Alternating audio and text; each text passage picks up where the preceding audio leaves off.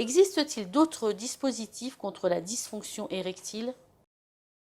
D'abord, la pompe à vide. C'est un dispositif qui est composé d'une pompe, d'un cylindre de plastique et d'un anneau de constriction. Le pénis est placé dans le cylindre et l'air est aspiré au moyen de la pompe de façon à créer un vide dans le cylindre. Cela a pour effet d'aspirer le sang dans le pénis et ainsi de provoquer une érection. Un anneau est alors placé à la base du pénis afin de maintenir l'érection. Il existe également un traitement par voie transurétrale.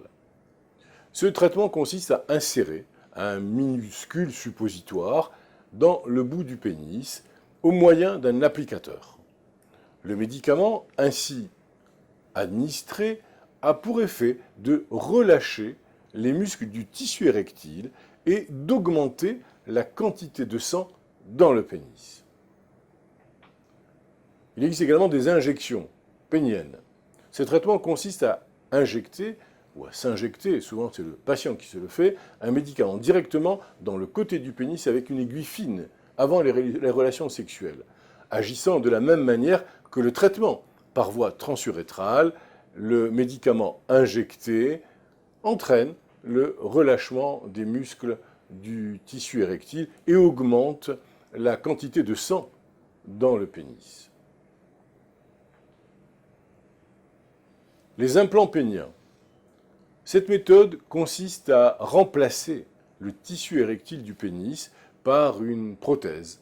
Il existe deux sortes d'implants, les prothèses semi-rigides et malléables donc, et les dispositifs gonflables de nature hydraulique.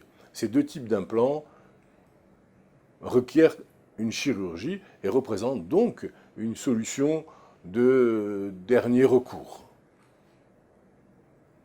La chirurgie vasculaire.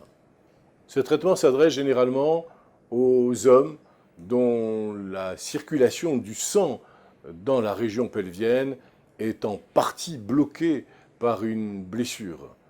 L'intervention a pour but ainsi de rétablir la circulation afin que les érections puissent se produire naturellement.